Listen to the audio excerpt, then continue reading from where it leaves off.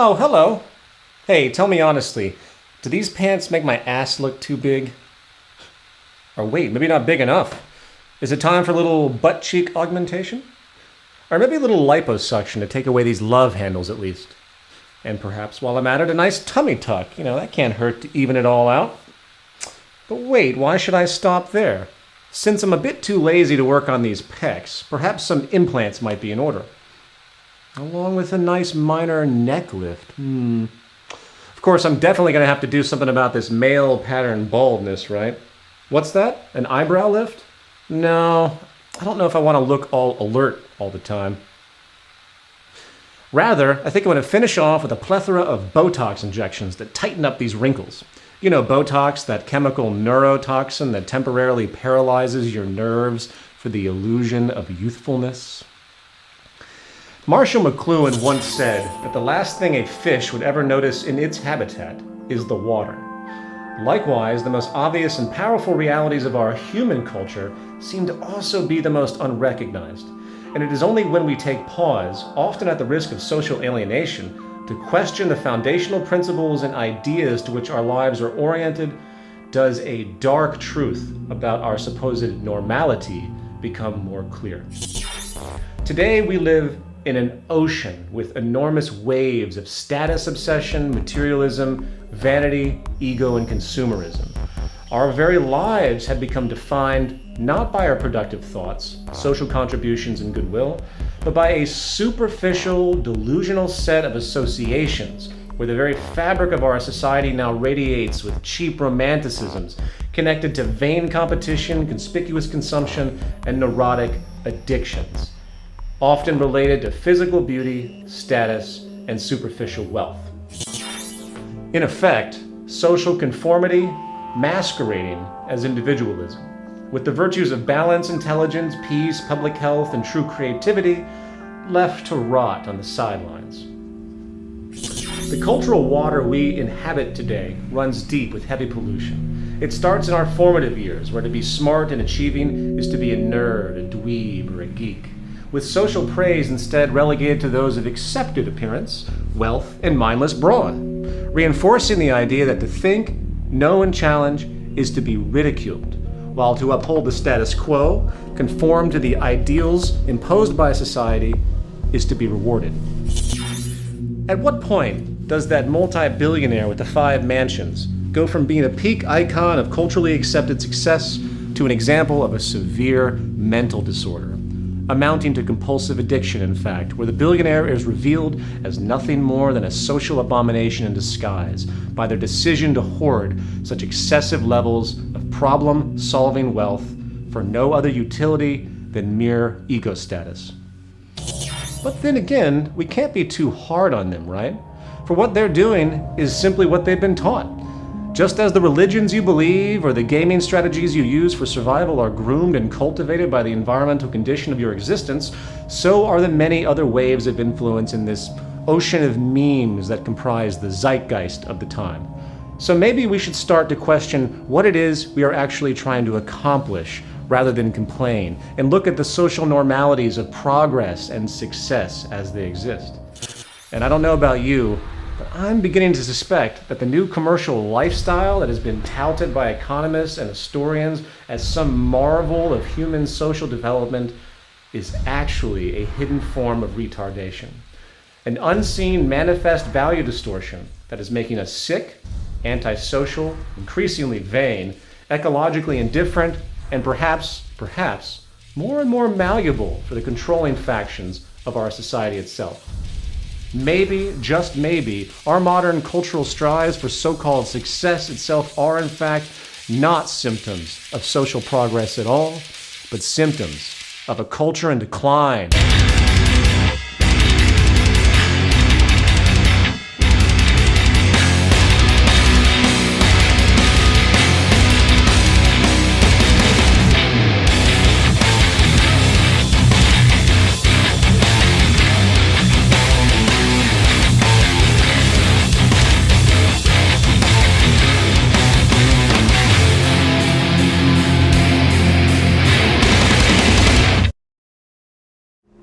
A new disease has struck America, rapidly moving across the world, a disease largely unknown in earlier periods and almost entirely unnoticed by those who carry it. A disease spread not by a physical virus or genetic predisposition, but through cultural memes, ideas which are in fact infecting minds, growing and mutating in various strains, inhibiting the mental well-being of many. It's called CVD, Consumption Vanity Disorder. It's a plague of modern society which not only pollutes the minds and values of those infected, it is also turning our world into a cesspool of mini-malls and self-image disorders, wasteful materialism, and belligerent social transgressions. So I've been working with these girls for a few years now. What many don't know about CVD is that many substrains or mutations have occurred. These women here suffer from HGS, or hot girl syndrome. So I see we have a few new faces here. Would anyone like to introduce themselves? I moved to Los Angeles a couple of years ago, and I started noticing weird changes happening to my body. Like my skirt started getting shorter and shorter, and I started spending more and more on cosmetics and heels and like cheap jewelry. And then the Botox injections started. And I just couldn't stop. My lips got more and more pouty. And by the second or third buttock augmentation, I was looping DVD reruns of America's Next Top Model and Extreme Makeover 24/7, dating one hot football star douchebag after the other. And the next thing I knew, I was on the cover of Vogue. It's okay, honey. I was on the cover of Vogue, too.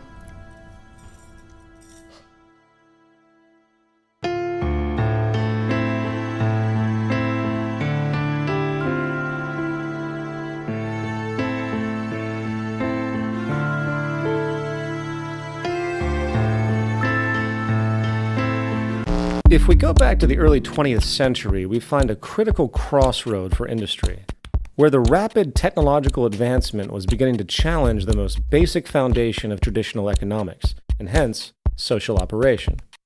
You see, at the core of our socioeconomic system is labor and demand.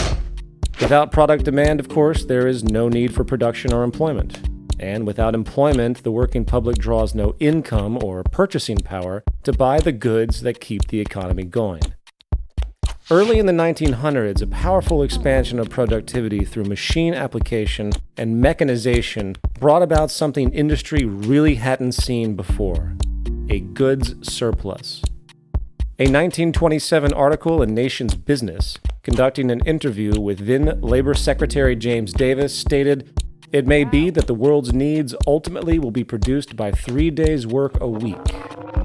Years later, engineer R. Buckminster Fuller described the phenomenon as being able to accomplish more with less, in that the energy, manpower, and resources needed to accomplish particular goals was actually decreasing, while the accomplishments themselves were accelerating. In other words, industry was becoming more technically efficient. However, pre-20th century America and Western society in general maintained an ethic of being frugal overall. There was a conservative ethos where goods were obtained for their utility, a culture of needs, not excessive wants, and most people really didn't see the need to increase their consumption simply because they could. So, the ruling industrialists and social planners had a choice at this point. Either the system was to be adapted to this new more with less productivity, which could mean a rise in leisure time, a shortening of the work week, and an adjustment of pay scales and good values to reflect this newfound abundance as need be.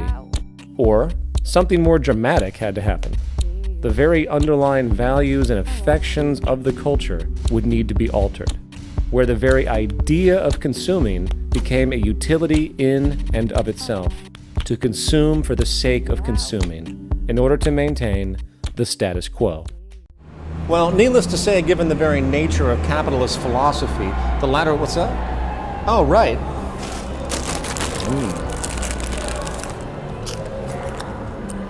Well, Needless to say, given the very nature of capitalist philosophy, the latter idea was deemed to be the only rational option. The current ruling ethic of ever-increasing profit and gain by industry could not be compromised. So the alternative idea of working toward an abundance to meet human needs, enabling perhaps a level of personal freedom never before seen, maybe even flourishing a new period of enlightenment for human existence, was rapidly cock-blocked by the interests of the ownership class. And the world you see around you, full of ever-increasing bullshit, vanity, materialism, waste, debt-locked wage slaves, conflict, and impulsive, mindless consumption has been the result.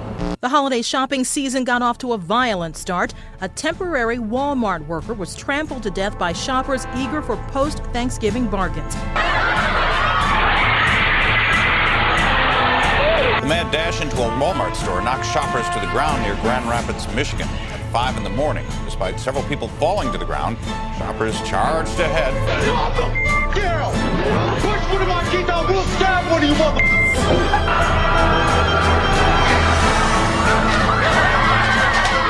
Another incident here, a 28-year-old pregnant woman was knocked to the ground by that same crowd.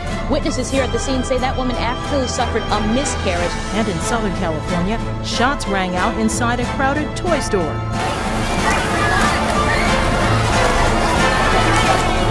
They say that a woman sprayed fellow shoppers. This actually happened with pepper spray. Meanwhile, those who knew Damore call his death senseless. They act like animals.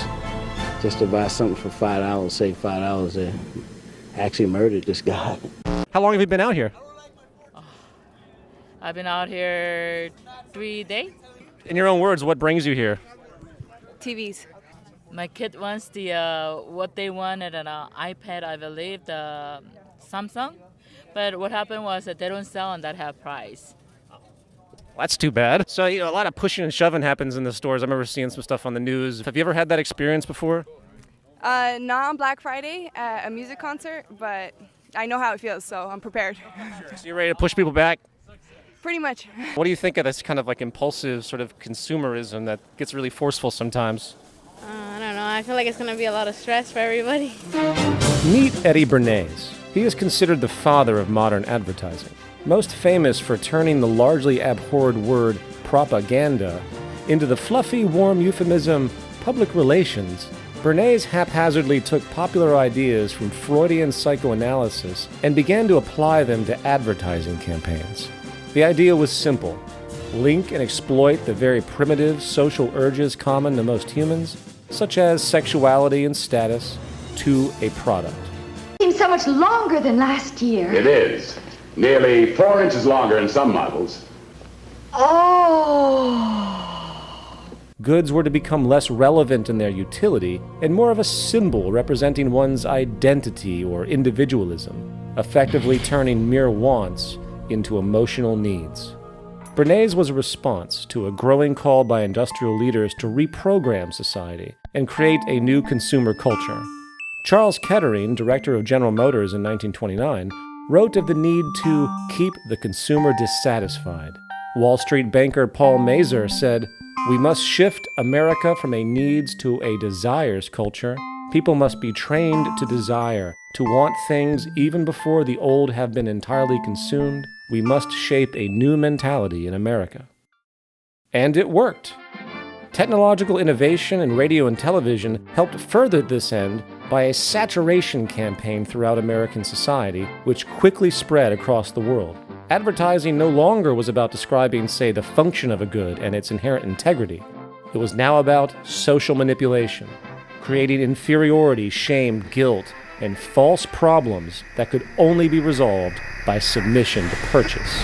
Over an 80-year lifespan, we watch 15 and a half years of television on average. 15 and a half years of having our brains liquefied and sodomized, zombified, and then glorifying products and nonsense.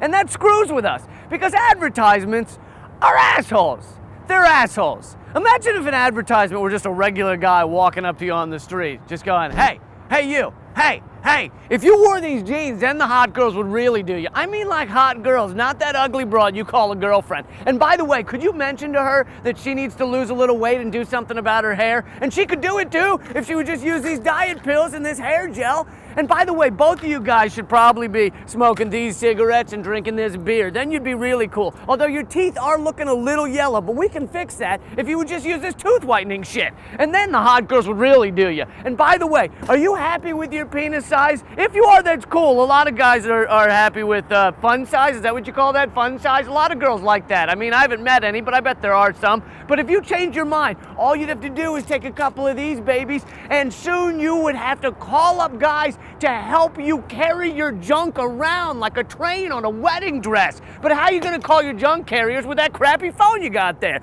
You should be using this phone with the swipey bullshit technology that makes other people feel like they're better than you just by owning this phone. And they are better than you. Oh my God, all this stuff you need and don't have is making me anxious. Is it making you anxious? Is it? Are you anxious now? Are you? Well, then all you'd have to do is take a couple of these, and in 2 weeks' time, you would feel better than anything. Plus, bonus side effect, these pills also make your ass hair shiny and more manageable with extra bounce. Anyway, I gotta go, because your girlfriend just decided she looks pretty good in a vintage dress, and I gotta turn that around quick before she stops taking the Ambien Prozac cocktail I gave her, and then she'll stop shopping continuously in order to fill the void created by self-hatred, created by me. Would you hang out with that guy? You see, at the core of advertising is the exploitation of our deep social nature.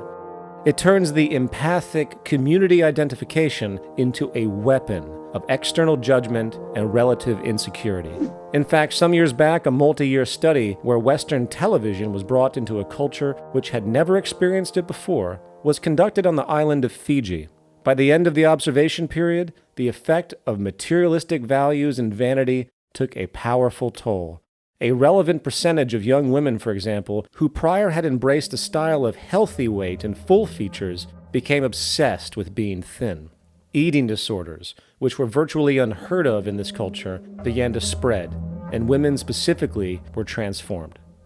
But let's return to our history lesson. This vanity, materialism, and obsessive consumption neuroses, as powerful as it is, was not quite enough to ensure the stability of the capitalist religion and the ongoing benefit to the ownership class priests.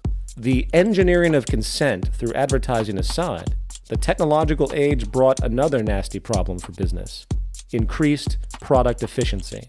Not only was production moving faster than traditional consumption, the actual quality of individual goods were increasing as well, due to scientific advancements in design, making needed repeat purchases increasingly less common. Well, this was no good. Remember, the core driver of labor, profit, and consumption, hence the core driver of our economy in general, is scarcity and inefficiency. In fact, the enemy of the market economy has always been competency, and the better and long-lasting a good is, the worse it is for industry. So the water broke and planned obsolescence was born. In 1932, industrialist Bernard London propagated a pamphlet entitled "Ending the Depression Through Planned Obsolescence," where the idea of universally making poor goods to generate more labor demand and growth seemed logical. Some even wanted to make it mandatory for all industries, legally, where life cycles were decided not by the natural state of technological ability, but by the mere ongoing need for labor and increased consumption. In fact, the most notable historical example of this period was the Phoebus light bulb cartel of the 1930s, where in a time where light bulbs were able to last up to about 25,000 hours, the cartel forced each company to restrict light bulb life to a mere 1,000 hours to assure repeat purchases. And in time, this eventually became the strategic approach for all industries. And if you were to sit down and compare the true efficiency possible today to what we're actually doing to keep this waste and deprivation machine going, you would puke in your soup at the lost possibilities. And the final component to note here relates to the problem of purchasing power itself. A fail-safe was needed to ensure monetary circulation and so-called growth, even if the purchasing parties didn't have it. Well, welcome to credit expansion. credit access has been, in reality, the core driver of economic growth in the West for a very long time. And a quick glance at the private and public debt today globally shows that it is not an anomaly for a person or country to live far beyond its financial means. It is indeed the set fashion. The amount of debt existing globally today far exceeds the entire global money supply itself, and it has been this borrowing from nowhere that has compensated for the inherent limits of employment and wages. However, as bothersome as all of this may seem with respect to ecological irresponsibility and cultural neuroses, the rabbit hole runs deeper. We often forget that the undercurrent of the last couple thousand years has been that some in our species are apparently more deserving than others, and the slavery, exploitation, and ensured deprivation of one group for the advantage of another was considered some law of nature. During feudalism of the Middle Ages, social divisions were clearly defined, with the king and his nobles and barons, etc., holding control of the legion of serfs who were essentially slaves in exchange for basic resources and moderate protection. A common theme during this period was that a genetic or religious superiority of the kings and his constituents gave them the right to dominate. However, as feudalism inched into state monopoly mercantilism and then into open market capitalism, the view of the average peasant laborer, or working class wage slave as they exist today, mutated to where whatever minor protections existed prior was removed to support a doctrine where if a person is not able to obtain work in the market economy, their right to life or mere existence is completely without security. Adam Smith, David Ricardo, and Thomas Malthus, and other pivotal figures of the dawn of modern capitalism, make it very clear that the system they advocate is not for everyone. It isn't as though they actually wanted it that way. They weren't Nazis or anything. But when you consider the scarcity-driven world which they lived, it did seem natural enough. Adam Smith, observing the nature of a social order defined by property relations, stated, "Civil government, so far as it is instituted for the security of property, is in reality instituted for the defense of the rich against the poor, or of those who have some property against those who have none at all." David Ricardo, building on Smith's invisible hand, pseudo-Darwinistic view of market survival, extended the notion to where the inevitable poverty and deprivation of the poor was to be a societal law of nature like gravity, with Malthus going so far to say that you only do harm to the poor by trying to help them. He stated, "Instead of recommending cleanliness to the poor, we should encourage contrary habits. In our towns, we should make the streets narrower, crowd more people into the houses, and court the return of the plague." Of course, many hearing such rhetoric today naturally react in apprehension, not understanding the source of such cold perspectives. Again, if we went back to pre-industrial Europe and witnessed the vast imbalance, scarcity, and poverty, perhaps in fact due to population outpacing production capacity, your intuition might draw the conclusion that the carrying capacity of the land simply can't handle the current population.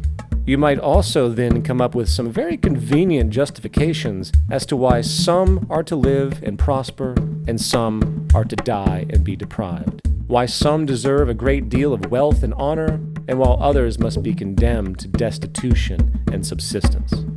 So it is very easy to see how this classism has held strong, even though its counterparts of racism and sexism have slowly subsided in modern culture. Today, all economic schools of thought, from Keynesian to Austrian, support a will of the market theme, where your value is measured not by the fact that you exist as a human being, but by the place you hold or don't hold in the economic machine. Consider this quote by Ricardo.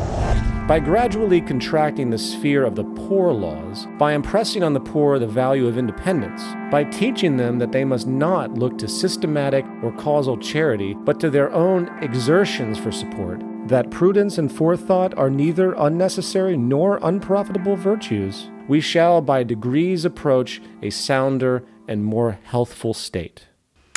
You see, the myth of this system is that people get what they work for, as though it's a level playing field, as though the competitive nature doesn't inherently breed corruption. Wrong! Oh, man. Bob, what's he doing here? So what kind of bullshit is Peter Joseph Stalin feeding you people this episode? Listen, man. Listen, people. What Captain Freedom Hater over here doesn't seem to understand is that the poor are fucking stupid. They're stupid and lazy, and they get what they deserve, all right? And I'm so sick of the nanny state coming in and taxing my hard-earned trust fund so these cretins can go and live it up with their lottery tickets and their malt liquor. Sorry, Bob. You all right? Put him back in his cage. Now, it is at this point you might be asking, what does any of this have to do with consumerism? Well, if you understand the traditional ethos of market capitalism and how it refuses to accept the possibility of taking care of everyone, coupled with the resulting delusion that those who do end up benefiting most must be smarter and more worthy of existence than others, as though it's some law of nature, the role of consumer culture today takes on a very different purpose. It exists as a powerful means of social control and maintaining the status quo of class division and subjugation. It helps perpetuate a trend that has been around for a long time, since the age of ordained kings who were destined to rule over and exploit the weak masses. You see, the individualistic material selfishness glorified today not only perfectly accentuates the classic economic values of Ricardo and Smith, it also reinforces modern neoliberalism, where the view of detached, independent, narrow self-interest and narcissism is held as deeply sacred, while any attempt at working towards a broad social consideration, working towards a community environment, is heretical.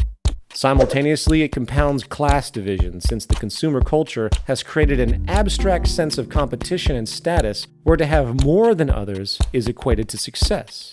Suddenly, 1% of the population owning 40% of the planet's wealth is even more vindicated, along with how one can step over homeless people on the street and assume that they must be that way because of their own lack of initiative, laziness, or general inferiority. Modern consumer culture, the consumer vanity disease, ensures that the public remain distracted and at war with itself. It ensures that profits from these wasteful and unnecessary purchases, driven by emotional dissatisfaction, will continue to perpetuate and justify the wealthy elite. And it ensures that the poor and miserable of the world will be kept in their place, because guess what? It must be some law of nature. Final thoughts. Likely the most hijacked and delusional concept in the world today is that of freedom. In political poetics, historically, it went from a general interest to ensure quality of life and remove oppression, really, to a marketing gimmick to sell you things you don't need to ensure the integrity of an inherently elitist, corrupt political economy. I don't know about you, but I really don't give much of a shit about how many different kinds of toothpaste or deodorant I can choose from in a grocery store. While I'm given simultaneously the farce choice between two politicians clearly of the same breed in an election. I really don't care much for the freedom of being able to concoct, say, a grande white mocha double espresso non-fat steamed milk stirred unsweetened caffeine-free jerk me off slap my ass latte with extra whip at Starbucks. You see, the best form of social control is the kind where the illusion of choice actually persists, and the consumer vanity obsession rampant across the world now embodies the new form of democracy. Forget about the oligarchical plutocracy that continues to rule and destroy the world. Just focus on the rich celebrities on the cover of that goods catalog masquerading as a literary magazine. Forget about how financial and monetary gain is a measure of success and how delusional it really is, for the psychological phenomenon of relative deprivation has shown that having more and more luxury often does not make you happy, only more neurotic, insecure, and antisocial. Forget about the ever-increasing use of antidepressants and other mental health disorders that have emerged around our material society, and do what many do instead. Go shopping! Today, the act of shopping really has become a form of therapy for people if you're paying attention, an artificial means to feel better about oneself. And forget about the reality that the greatest lie behind the political system is that there can exist political equality in the wake of perpetual economic inequality. The fact is, the toxic condition that we have created around this new materialistic freedom is at the root of the vast waste of not only the Earth's resources, but the vast waste of human potential and human integrity itself. The more you own, the more you're owned. And as an aside, everyone's beautiful when they smile. Sorry, ladies and gentlemen, I'm late for my pedicure. So until next time, keep those eyes glued to the worst yet greatest reality show of all time. My name is Peter Joseph, and I, like you, am an agent and victim of a culture in decline.